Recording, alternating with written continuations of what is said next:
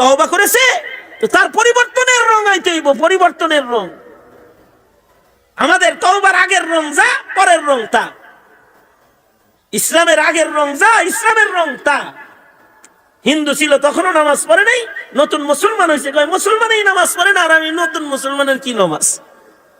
আগেও ছিল বেনামাজি, ইসলাম কবুল করার পরেও বেনামাজি। আগে ছিল গুনাহগার, তওবা করার পরেও গুনাহগার না। এই রং না, পরিবর্তন হইতে হবে। তার তওবার মাধ্যমে বোঝা যাইতে হবে সে তার পেছনের জিন্দেগির গুনার জন্য শর্মিন্দা, তার সামনের জিন্দেগি হবে আমলে সুসজ্জিত, ইবাদতের দ্বারা সুসজ্জিত। তাইলে না বোঝা যাবে যে খালিস তওবা করছে। আমাদের তওবা তো মুখে মুখে তওবা, আস্তাগফিরুল্লাহ আস্তাগফিরুল্লাহ রাব্বি মিন কুল্লি যামবি ওয়া আতুবু ইলাইহি, বাস করছে, হয়ে গেছে তওবা না। দিল থেকে আজমা করে এটা পড়তে হবে, আর কোনোদিন গুনাহ হবে না, গুনার দিকে আর চলতে পারি না, আর কোনোদিন অপরাধ হবে না, এমন খালিস তওবা। খালিস তওবা তো এমন যে খালিস তওবার পরে কোনো গুনাহ থাকেই না, আল্লাহ মাফই করে দেয়, সব মাফ করে দেয়। এই কারণে সাহাবায়ে কেরামের জীবনে বড় বড় গুনাহ হয়েছে, তাদের তওবা খালিস হওয়ার কারণে তারা গুনাহ নিয়ে কেউ কবরে যায় নাই, তাদের গুনাহ সব মাগফুর, তারা মাহফুজ মিন নারি জাহান্নাম, জাহান্নাম থেকে মুক্তি নিয়ে তারপরে সাহাবীরা কবরে গেছে। কেউ মদ খাইছে কিন্তু তওবা হয়ে গেছে, এমন তওবা করেছে যে শাস্তি ঘাড়ে নিয়ে নিছে। কেউ জিনা করেছে, জিনা কিন্তু খালিস তওবা করেছে। আল্লাহর রাসূলের কাছে আয়েশা বলে, ওগো আল্লাহর নবী, আমি জিনা করছি, আমারে তওবা করান। রাসূল কয়, খালি তওবায় কাজ হবে না, সাজা লাগবে। ঠিক আছে, তাহলে আমাকে হদ কায়েম করেন।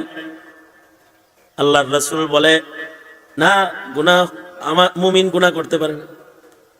মুমিনের সাথে যুগল হলো নেক আমল, ইমানের সাথে যুগল হলো নেক আমল, ইমানদার গুনাহ করতেই পারে না।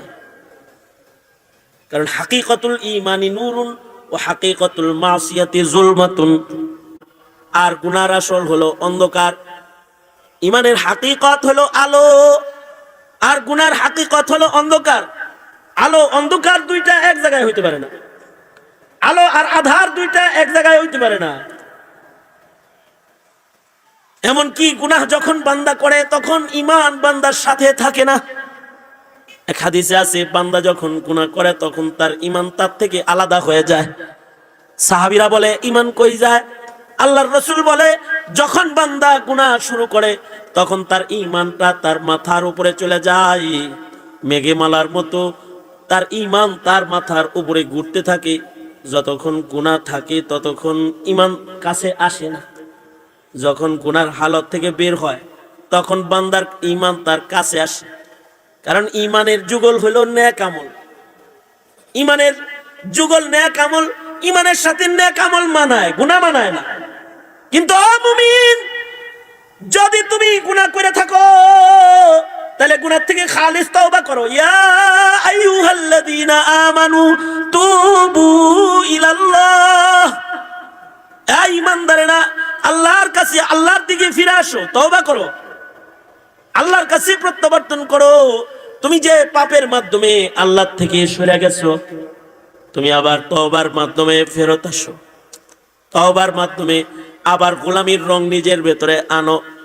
সাহাবায়ে কেরাম তওবার মাধ্যমে গুনাহ থেকে ফিরে এসে তওবার রং ইস্টাবলিশ করেছেন, নিজের ভেতরে তওবার রংকে সুসজ্জিত করেছেন। কেউ জিনা করেছে, কেউ চুরি করেছে, কেউ পরনারীর হাত ধরে ফেলেছে, কেউ শরাব পান করে ফেলেছে, কিন্তু এমন তওবা করেছে যে তওবার পরে আর গুনাহ নাই। আল্লাহর রাসূল সাল্লাল্লাহু আলাইহি ওয়াসাল্লামের দেয়া হদ পর্যন্ত তারা নিজের মাথায় নিয়ে নিছে। তওবার ফিকির তাদের সার্বক্ষণিক, গুনাহ হওয়ার পরে গুনাহ থেকে মুক্তি তাদের ফিকিরে পরিণত হয়েছে। এইটার নাম হলো তওবা। এই গুনাহ থেকে মুক্তি তাদের ফিকিরে পরিণত হয়েছে। সাহাবী আসছে, আয়েশা বলে, জানাইতু ইয়া রাসূলুল্লাহ, আল্লাহর নবী বলে, না, আমার সাহাবী জিনা করবার পারে না। সাহাবী কয়, ওগো সরকার, জিনা করছি, আমার পেটে জিনার সন্তান আছে। মহিলা এসে বলতেছে, গামেদিয়া মহিলা এসে বলতেছে, ওগো আল্লাহর নবী, আমার পেটে জেনা সন্তান আছে, আমি জেনা করেছি। আল্লাহর রাসূল বলেন, যদি জেনা করে থাকো তাহলে তো এখন হাত তোমার উপরে কায়েম করা যাবে না, তোমার পেটের সন্তান, তোমার অপরাধ আছে, পেটের বাচ্চার অপরাধ নাই। যাও তাহলে বাচ্চা প্রসব হবে, তারপরে তোমার বিচার কায়েম করা হবে, হাত কায়েম করা হবে। মহিলাটা চলে গেছে। মহিলার মাথায় আছে পাপ থেকে মুক্তির ধান্দা। এই ধান্দাটার নাম হলো তওবা। এই ধান্দার নাম হলো খালিস তওবা, তওবা নাসুহ। এই যে একটা ফিকির যে আমার গুনাহ হয়েছে, এ থেকে আমার মুক্তি পাইতে হবে, দিলের ভিতরে বসাইছে, খালিস ভাবে আল্লাহর দিকে যাইতেছে। রুজু ইলাল্লাহ, আল্লাহর দিকে ফেরত আসছে এমন ভাবে যে গুনাহ থেকে একনিষ্ঠ কায়দায় তওবা করতেছে। মহিলাটা আল্লাহর রাসূলের কাছে নিজের প্রসব করা সন্তান কোলে নিয়ে আসছে। সে কয়, ওগো সরকার, আমার বাচ্চাটা আমার থেকে এখন আলাদা। এই যে আমার বাচ্চা আমার কোলে, আমি আলাদা, বাচ্চা আলাদা। গুনাহ লইয়া আমার কবরে যেতে ডর, জেনার গুনাহ নিয়ে আল্লাহর চেহারা দেখাইতে আমি ভয় পাই। ওগো আল্লাহর নবী, আপনি আমাকে হদ কায়েম করে আমাকে পাপ মুক্ত করে দেন, আমাকে তওবা করান, আমাকে হদ কায়েম করে গুনার সাজা দুনিয়ায় দিয়ে দেন। হাসরের মাঠে আমি জিল্লতি হইতে চাই না গো নবী। আল্লাহর রাসূল বলে, এই মহিলা যাও, তোমার বুকে এই বাচ্চার দুধ আছে, খাবার আছে যেটা আল্লাহ দান করেছে। যতক্ষণ না পর্যন্ত এই বাচ্চা বাহিরের খানা খাওয়া না শিখবে, ততদিন পর্যন্ত তোমার হদ কায়েম করা হবে না। মহিলাটা নবীর কাছ থেকে আবার নিরাশ হয়ে বাচ্চা কোলে বাড়িতে চলে আসছে। হাদিসে আছে এই মহিলা তওবা কেমন তওবা করেছে, বাচ্চাটাকে দ্রুত গতিতে খানা খাওয়া শিখাইতেছে, বাচ্চাটাকে বাহিরের খাবার খাওয়া শিক্ষা দিতেছে। বাচ্চাটা এবার হাঁটতে পারে, এবার বাচ্চাটার দুধ খাওয়া লাগে না, রুটি খাওয়া শিখাইছে। শুকনা খানা খাওয়ায়, শুকনা খানা খাওয়ায়। এবার বাচ্চাটা যখন শুকনা খাদ্যে অভ্যস্ত হয়ে গেছে, এবার আর বাচ্চাটাকে কোলে করে রাসূলের দরবারে যায় নাই। বাচ্চাটাকে পায়ে হাঁটায়া, হাত ধরে ধরে নবীর দরবারে নিয়ে গেছে এবং বাচ্চার হাতে একটা শুকনা রুটির টুকরা দিয়েছে। আল্লাহর রাসূলের সামনে দাঁড়ায় দাঁড়ায় বাচ্চাটা রুটি খাইতেছে।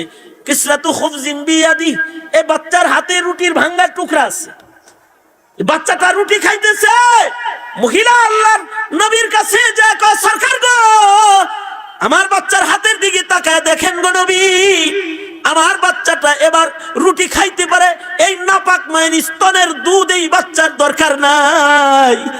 ওগো আল্লাহর নবী, এবার কি আমার একটু সঙ্গে সার করে আমার হদ কায়েম করে দেওয়া যায় না? আমি আমার জেনার গুনাহ লইয়া আল্লাহর আদালতে দাঁড়াইতে শরম পাই। ওগো আল্লাহর নবী, আমাকে আমার গুনাহ থেকে মুক্তি দেওয়ার রাস্তা বের করে দেন, আমাকে হদ কায়েম করুন। আল্লাহর রাসূল সাল্লাল্লাহু আলাইহি ওয়াসাল্লাম এই মহিলাটার সন্তানটাকে নিজে নিলেন, আরেকজনের ওয়াকালায় দিয়ে দিলেন। আর আল্লাহর রাসূল সাহাবীদেরকে নির্দেশ করলেন, সাহাবীরা এবার তাকে হদ কায়েম করো। সাহাবীরা গর্ত করে মহিলাটাকে পাথর মেরে মেরে জেনার হদ কায়েম করতেছে। এই মহিলার গায়ের রক্ত সিটা এক সাহাবীর গায়ে আসছে। সাহাবী বলে, হায় রে, জেনাকারের রক্ত আমার গায়ে লাগলো। আল্লাহর রাসূল বলে, জেনাকার বলে গালি দিস না, তওবাকারী বল, তওবাকারী বল। কারণ এমন একটা তওবা করছি যে তওবার কারণে একা জান্নাতে যাবে না, তার তওবা যদি গোত্রের মানুষের ভেতরে বন্টন করা হয়, ওর একার তওবা একটা গোত্রকে আল্লাহর জান্নাতে পৌঁছায়া দিবে।